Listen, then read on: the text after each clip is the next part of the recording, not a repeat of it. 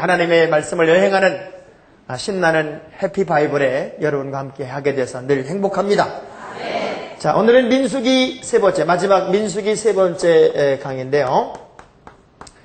민수기는 이스라엘이 시내 산에서 또 광야에서 그리고 이제 드디어 그들이 모압에서부터 새로운 땅 가나안으로 가는 그 마지막 그 편대를 짜는 이야기를 오늘 이 세 번째 강의로 하도록 하겠습니다. 그래서 오늘은 26장부터 마지막 36장까지의 말씀을 우리가 여행하게 되는데요.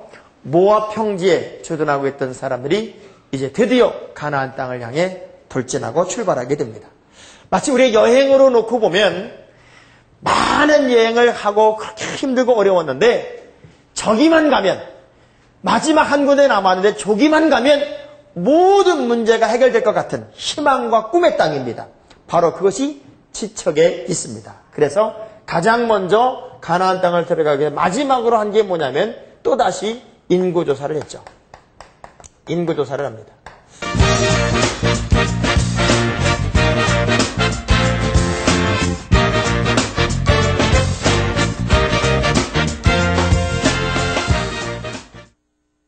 그 인구조사를 하면서 여기서 굉장히 충격적인 사건이 하나 나타나죠.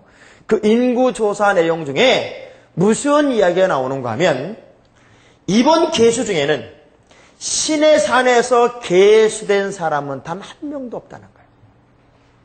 그러니까 광야를 40년 헤맬 때, 그 뺑뺑 돌기 전에 시내산을 출발할 때 인구조사했던 그 인구조사에 기록된 사람의 이름은 이제 모압에서 가나안을 들어가기 위해서 마지막 가나안 땅을 통과하기 요단을 건너기 위한 인구조사를 할 때는 그들의 이름은 하나도 없었다.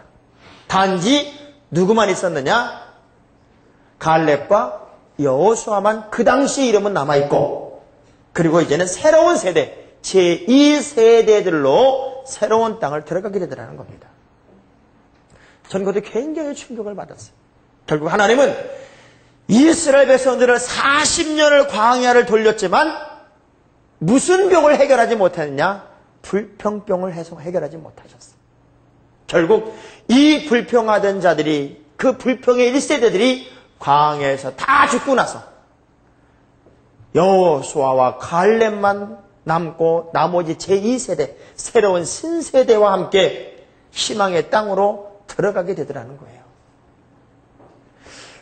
여러분들이 새로운 출발 또 새로운 도전을 꿈꾸려고 할 때는 언제나 새 마음이 필요합니다.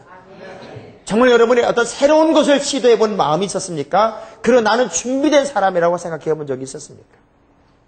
만약 그런 삶을 살았다면 우리는 참 행복한 사람이에요. 마지막 최종적인 자리에 들어가기 위해서 새로운 편대를 조직할 때 들어갈 만한 사람들인가 쫙 조사해 보니까 여호수아 갈렙 남겨놓고 신앙 1세대 정말 그 꿈과 희망을 가지고 광야를 향해 나왔던 사람들은 다 죽어버리고 새로운 준비된 사람들만이 새 땅에 들어가는 광경을 보면서 언제나 하나님은 여러분에게 축복의 땅을 밟도록 하기 위해서 새 마음을 갖기를 원하시고 새 의식을 갖기를 원하시고 새로운 삶의 태도와 자세를 갖기를 원하시는 분이 하나님임을 저는 또 한 번 실감했습니다. 그리스도 안에 있으면 누구라도 너는 되고 넌 안 되고가 아니라 어떤 사람이라도 새로운 피조물이에요. 새로운 사람이 되는 거예요. 여러분이 매일같이 나를 쳐서 죽이면서 나를 쳐서 복종시키면서 새 의식으로 새 가슴으로 새 마음으로 새 비전으로 여러분들이 살아가길 바랍니다. 그러면 여기 제2세대는 도대체 누구예요? 이 2세대는 노예 근성이 없는 사람들이에요. 노예 생활에서 자유한 사람들이에요. 무언가 자꾸 노예 근성을 갖게 되고 속박의 의식을 갖게 되는 것은 여러분을 부자연스럽게 만듭니다. 진리가 너희를 자유케 할 것이다.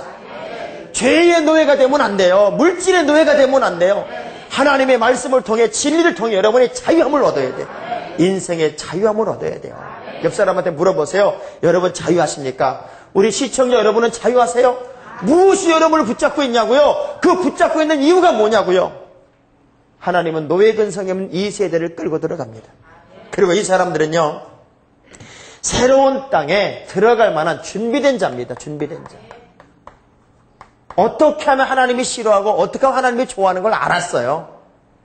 그 준비된 자들로 하나님이 새로운 땅에 들어가게 합니다. 그래서 새로운 땅에 들어가는 이 사람들을 위해서 하나님이 새로운 지도자를 세웁니다.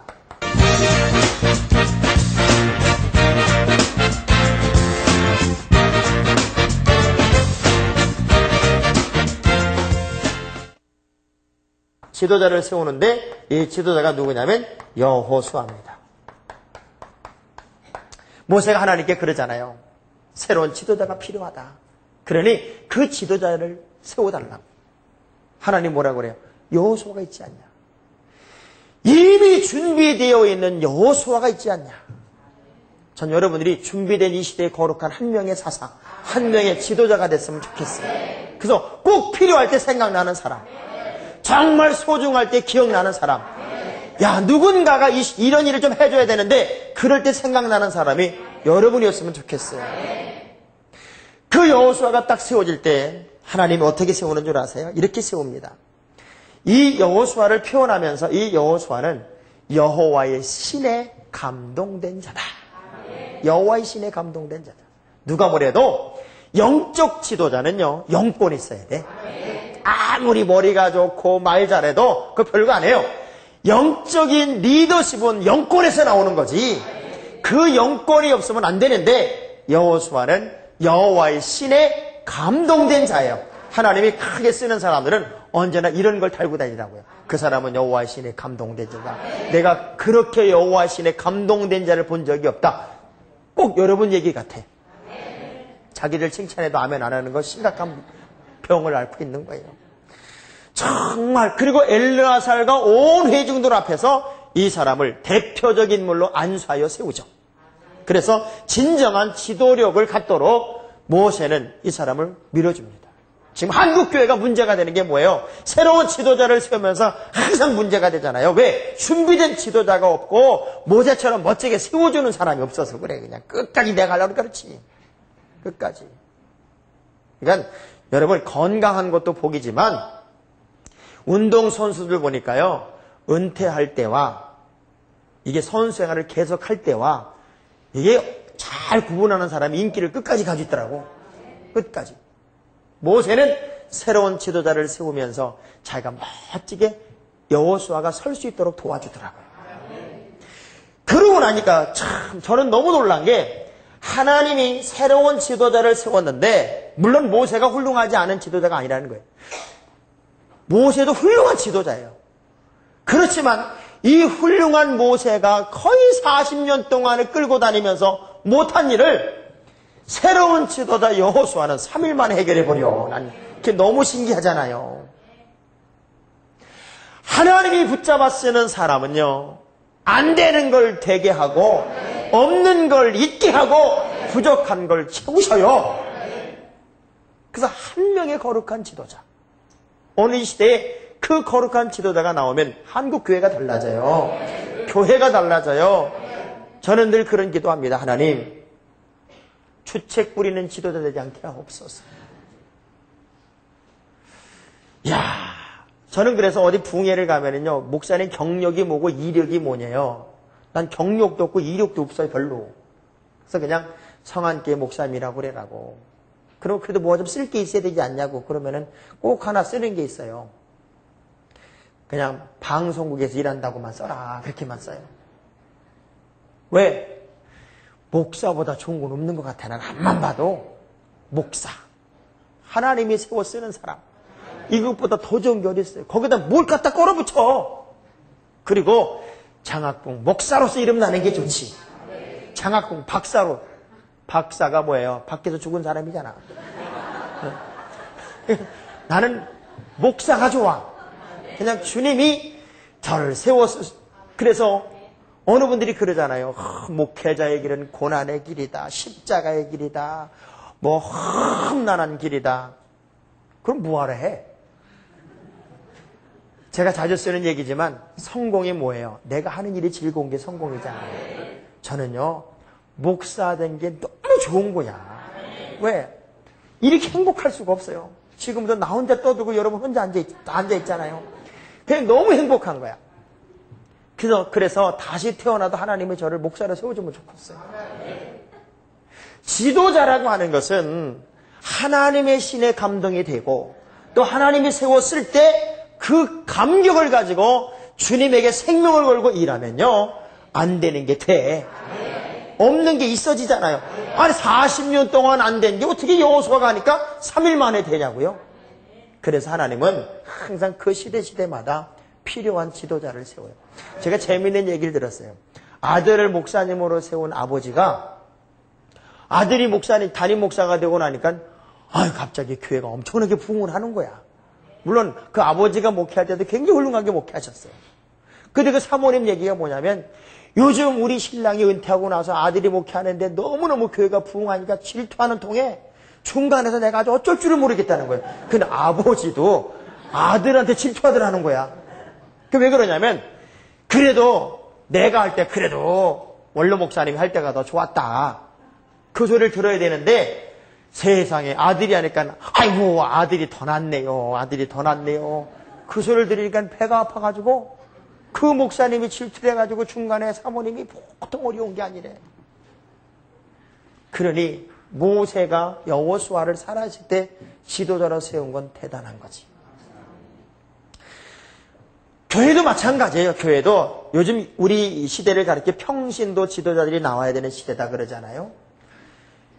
교회가 부흥을 했어요. 한 명에서 100명이 됐어요. 엄청나게 부흥한 거예요. 100명이나 부흥한 거예요. 그런데 이 100명이 전부 다 악이에요, 악이. 그러면요, 목사님은 일주일 내내 전만 타야 돼. 전만 타고 젖병 갖다 물려주는 것밖에 없어요. 이게 200명이 되면 젖병 더 큰 거 키우는 것밖에 방법이 없어요. 그래서 교회는 100명의 부흥이 100명의 어른이 되고 또 100명으로 부흥해서 200명이 됐을 때 100명의 어른이 100명을 돌볼 수 있는 교회가 돼야 훌륭한 교회가 능력 있는 교회지. 그래서 여러분은 여호수아 같은 지도력을 좀 가졌으면 좋겠어요. 하나님이 세우는 사람들, 여러분에게만 잡히면 그냥 한 영혼이라도 예수 안에 들어오는 그런 영적 지도력이 있으면 얼마나 좋겠습니까? 그래서 여호수아가 이스라엘 백성들을 붙잡고 착 하니까 3일 만에 넘어가잖아요. 3일 만에. 전 여러분이 다시 한번 가슴이 열려서 그렇게 지긋지긋하게 안 되던 게 오늘 이 성경 공부 끝난 다음에 주여! 하고 기도하는 순간에 확 열리는 역사가 있었으면 좋겠어요. 왜? 내 안에 주님의 능력이 회복되고 내 안에 영권이 회복되면 그렇게 안 되던 것도 믿음 가지고 가자! 그러면 돼. 그래서 이 지도자를 세우고 난 다음에 바로 28장에 무슨 얘기를 하나님이 하는가 하면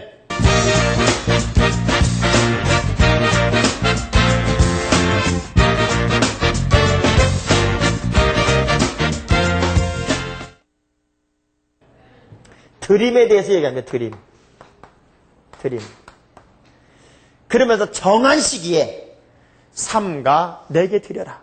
민수기 18장 2절에 드리는데 어떻게 드리냐면 네 기준과 네 기분으로 드리지 말고 내가 정한 시간에 내가 정한 기준으로 너희들이 나에게 드려라. 드리는 것을 하나님이 뭘로 봤냐면 하나님과의 관계로 봤습니다. 관계의 회복으로 봤어요. 물질이 있는 곳에 마음이 있더라. 내가 하나님께 드릴 수 있는 마음이라는 것 자체가 하나님과의 관계가 회복이 되는 거잖아요. 그래서 이스라엘 백성들이 새로운 땅에 들어가기 위해서 하나님과 분명한 관계 회복이 필요했어요. 그래서 너희들이 정한 것으로 너희들이 정한 시기에 드리지 말고 내가 정한 시기에 내게 드릴 기준을 가지고 하나님께 드려라 하는 드림에 관한 이야기를 바로 28장에 하면서 매일 드리는 게 다르고 안식일에 드리는 게 다르고 월삭에 드리는 게 다르고 절기마다 드리는 게 달라요. 다 다르게 해놨어요. 여러분이 하나님 앞에 드리는 기쁨을 좀 누렸으면 좋겠어요. 그냥 알토란 같이 모은 내 돈을 우리 하나님이 호시탐탐 노린다고 그냥 꽁꽁 싸매지 말고 정말 하나님 앞에 더 못 드려서 하나님 드릴 수 있는 복을 주세요. 드릴 수 있는 복을 하나 물어볼게요. 11조 10만 원 할 때가 쉬워요? 11조 100만 원 할 때가 쉬워요? 여기 1번이고 2번이에요. 네? 어느 게 쉬워요? 1번이 쉬워요? 2번이 쉬워요? 1번이 쉽죠? 네. 그래서 여러분이 11조가 안 늘어나. 보세요. 10만 원 드리는 건 쉽지만 10만 원 드리고 나니까 얼마가 남았어? 90만 원 남았어요. 100만 원 드렸더니 얼마나 남았어요? 나는 이게 훨씬 쉬워. 응? 이게 훨씬 쉽지 어떻게 이게 쉬워요? 사람은 생각을 꼭 그렇게 하는 거예요. 내가 10만 원은 작다고 생각하는데 요거 조금인 거면 생각을 못해. 여기가 이렇게 많이 있으면 그냥 툭 뛰어서 그냥 하나님께 드립니다. 이번에 저희 교회 권사님 한 분이 집을 팔면서 그랬대. 얼마를 받으면 1,000만 원 드리고 얼마를 받으면 2천만 원 드리고 뭐 얼마를 받으면 뭐 500을 드리고 그랬는데 세상에 생각했던 것만큼 딱 받았어. 얼마 드릴 만큼 받았냐? 1,000만 원 드릴 만큼 받았어. 집을 팔았는데 그래가지고 1,000만 원을 드려야 되는데 계약금을 딱 받고 나니까 행여라도 아나니아와 삽비라처럼 마음이 바뀔까봐 그냥 주여 믿습니다 하고 계약금에서 그냥 탁 떼서 하나님께 드렸어. 거기에 행복이 있는 거지. 거기에 행복이 있고 거기에 기쁨이 있어요. 전 여러분도 드릴 수 있는 복 좀 많이 받았으면 좋겠어요. 자, 옆 사람과 악수하면서 11조의 신기록을 세웁시다. 그래서 이 방송을 보는 분들이나 여러분들 중에 대한민국 최고의 11조 신기록자 한번 나왔으면 좋겠어요. 1년에 한 500억만 드리면 신기록 쓸 것 같아. 기가 막히니까 또 아멘도 안 하네. 근데 개교에서는 1년에 11조 한 2, 3억만 해도 뭐 신기록 세울 것 같아. 그렇잖아요? 그러니까 하나님은 드림이라고 하는 것에 대해서 어떻게 드릴 것이냐, 어떻게 구분해 드릴 것이냐. 그래서 삭개오 이야기를 이렇게 보면요. 삭개오가 예수님이 개인적으로 만난 만남으로는 마지막 만남이 삭개오의 만남이잖아요. 그 삭개오의 만남을 왜 성경에 기록해 놨을까요? 삭개오란 사람은 예수를 만남과 동시에 뭐가 바뀐 사람이냐? 물질관이 바뀐 사람이야. 내 소유의 절반을 팔겠습니다. 그래서 가난한 자들에게 나눠주겠고 토색한 것이 있으면 4배를 갖겠습니다. 제가 아까도 어느 집사님하고 얘기하고 있는데 이번에 우리가 선교를 가야 되는데 꼭 가야 할 사람들을 이번에 내가 뭘 하나 해놨는데 그게 되면은 몇 사람 내가 확 데리고 가려는데 그게 아직까지 안 되고 있다고. 아직까지 안 되고 있다. 그래서 속으로 그랬어요. 주여 빨리 되게 하옵소서. 그래서 그 몇 사람 중에 나도 들어가게 하옵소서. 그랬는데 정말 여러분 마음껏 주를 위해 쓸 수 있고 마음껏 주를 위해 한번 일할 수 있는 것은 어디로부터 출발해요? 드림으로부터 출발하는 거예요. 심지 않은 걸 어떻게 걷어요? 심지 않은 거. 그래서 물질의 문제 그리고 또 뭐예요? 서원에 관한 얘기를 하죠. 서원. 참 그런 갈등 많이 했어요. 서원해놓고 이거 해야 되냐 말아야 되냐. 근데 이 서원이라고 하는 것은 만일 할 수만 있으면 파기하지 말라는 거예요. 그래서 내가 무슨 서원을 했는데 아버지가 들었어요. 아버지가 들었는데 듣고 가만히 계셔. 그럼 해야 돼. 근데 어린 나이에 내가 서원을 했는데 아버지가 하지 마. 그러면 파기해도 괜찮다 그 얘기야. 아내가 시집을 왔는데 남편 앞에서 무언가를 서원을 했는데 남편이 가만히 있었어. 그럼 그건 해야 돼. 그런데 남편이 듣고 하지 마. 그건 안 해도 된다 그 얘기예요. 그런 서원에 관한 이야기를 쭉 합니다. 결국 여자와 남편에 관한 얘기, 아내와 남편에 관한 그 서원의 문제도 남편이 하지 마라고 할 때는 그 여자가 가지고 있는 죄의 문제까지도 남편에게 전가가 되는 거예요. 그런 결정권을 남자가 갖는 대신에 그 여자가 가지고 있는 죄의 문제까지도 남자에게 옮겨올 수 있다는 거죠. 그러니까 서원은 함부로 할 것도 아니지만 서원을 했거든 꼭 지키세요. 그러니까 하나님께 서원한 거니까요.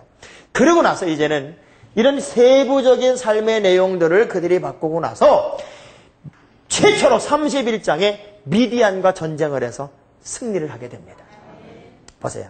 준비된 환경, 준비된 사람들은 어디를 가든 무엇을 만나든 어떤 환경을 만나든 이깁니다. 우리 믿음의 사람들은 따라합시다. 이겨놓고 싸운다. 승리케 하시는 하나님 앞에 우리는 승자의 길로 가는 거예요. 이겨야 돼요. 패배하면 안 돼요. 그래서 최초의 싸움에서 31장의 미디안과 싸움에서 승리를 하게 되고, 그리고 요단강 동편과 서편을 분배하고 전리품을 이렇게 분배하죠.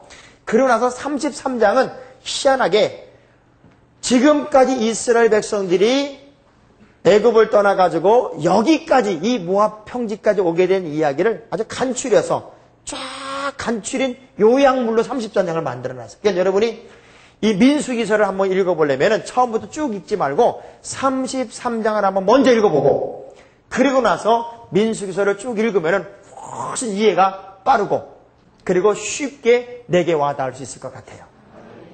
그러니까 하나님은 여러분들의 믿음의 길을 언제나 아름답게 여시지만 준비되어 있는 상태로 어떤 싸움이라도 나갈 때 그 싸움에서는 승리가 있습니다.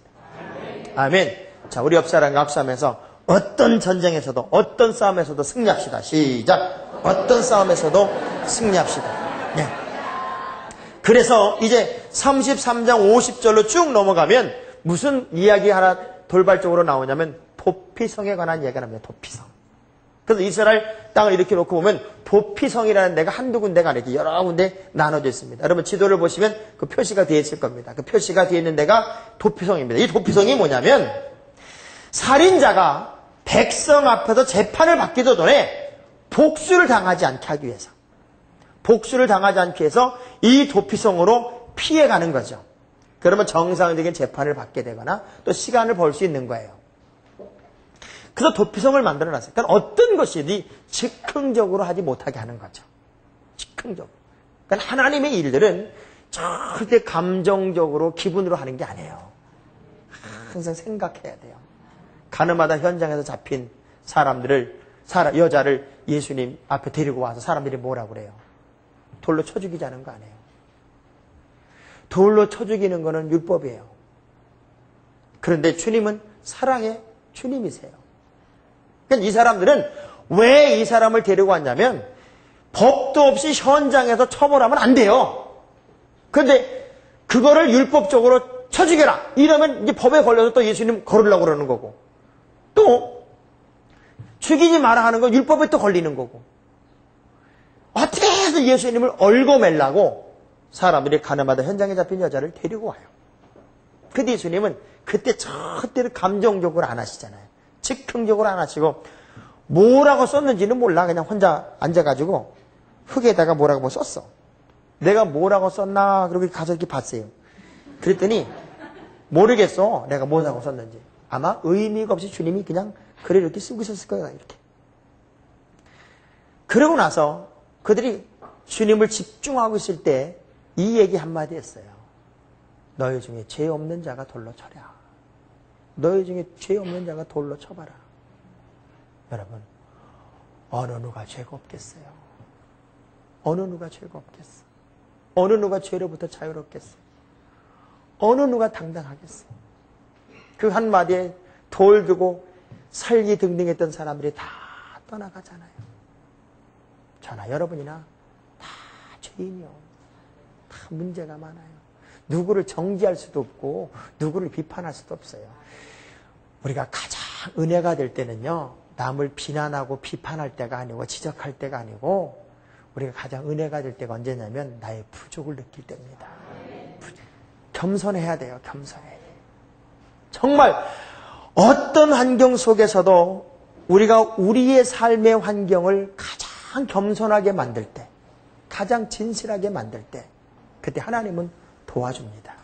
그래서 이제 새로운 땅에 들어가면 이렇게 살아라 라는 것으로 결론을 내리잖아요. 새로운 땅에 들어가거든 가나안 정복은 물론이거니와 정복할 때 아무것도 남기지 말아라. 죄의 근거조차 남기지 말아라. 왜냐하면 그거 남겨놓으면 나중에 그게 올모가 되고 그게 근원이 돼가지고 너희들의 삶 전체를 갉아먹게 된다. 그러니 가나안 땅에 들어가거든 하여간 모든 것 싹 쓸어버려라. 죄의 근원은 완전히 뿌리까지 뽑아버려라. 그래야 된다. 여러분, 뭐 하나가요, 이 뿌리가 남아있으면 이 뿌리가 쓴 뿌리가 됩니다. 죄는 덮는 게 아니에요. 파버리는 거예요. 죄는 덮어버리는 게 아니라 파버리시기 바랍니다. 아주 완전히 파버려서 여러분의 삶 속에 죄가 자리 잡을 수 없도록 완전히 근원을 파버리세요. 그러니까 보통 암 환자들 수술하는 거 보세요. 암 환자들이 수술할 때는 암 고기만 잘라내질 않잖아요. 전이가 될 만한 부분까지 그냥 확 잘라버리잖아요. 그래야 더 이상 암이 활동을 못하는 거예요. 죄는 그 근원부터 싹 뽑아가지고, 그래서 가나안에 들어가면 그렇게 하라는 거예요, 하나님이. 그래서 그 명령을 가지고 가나안 축출과 그 이유를 천명하며 민수기서가 끝나는데, 제일 마지막에 자신의 집 안에서만 결혼해라 하는 얘기가 참 오늘 현 시간과 안 맞게 등장하는 내용이 있어요. 그 얘기는 뭐냐면 믿음의 혈통을 이어가라는 겁니다. 전 여러분의 가정이 자손 천대 이루어가도록 믿음의 혈통을 이어가고 믿음의 계보를 이어가는 특별한 삶이 되시기를 주의 이름으로 축원합니다. 제가 이제 민수기서를 끝내면서 전체적으로 한번 점검을 한번 해보고 싶어요. 화려한 출발, 그러나 과정 속에서 많은 고난을 겪으며 화려했던 출발의 사람들이 축복을 경험하지 못했지만, 새로운 세대는 하나님의 방법을 알았기에 새로운 축복의 땅에 들어갈 수 있었습니다. 결국 우리는 거기서 무엇을 알아야 돼요? 인생은 어찌 보면 끊임없는 광야 생활이에요. 내가 일사천리로 갈 수도 있고 불평하고 원망하며 쓰러지고 자빠지고 난리 부리며 살 수 있어요.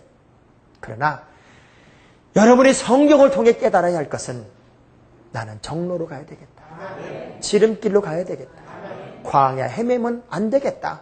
그래서 내 삶 속의 불평을 끝내고 내 삶 속에 하나님의 방법이 아닌 죄악의 요소들을 다 도려내고 새로운 준비된 삶으로, 새로운 하나님의 사람으로 나의 미래를 향하여 도전하고, 그리고 바로 지척에 있는 축복을 얼른 내 것으로 만들어야지, 그것을 멀리 빨리 도는 어리석은 삶을 살면 안 되겠다라고 하는 결론을 여러분 스스로가 내리시기를 바랍니다. 그래서 여러분의 인생길에서 빨리 축복도 받고 빨리 정상에도 서고 빨리 신앙의 전성기도 만들어서 준비된 지도자로 하나님께 거룩하게 쓰임받기를 바랍니다. 축복의 땅에 지책이 있을지라도 준비된 자만이 차지합니다. 새로운 땅, 축복의 땅에서의 삶은 그래서 근본으로 달라야 합니다. 언제나 하나님이 책임지는 삶으로 출발하시기 바랍니다. 한번 따라합시다. 요단을 넘어서 가나안을 누리자. 여러분의 삶의 모토가 되시기 바랍니다. 한번 오른손 딱 들고 요단을 건너서, 한번 더 해봅시다. 광야를 지나 요단을 건너 가나안을 누리리라. 여러분의 삶의 고백이 되길 바랍니다. 아멘. 다음 주에 신명기에서 만나겠습니다.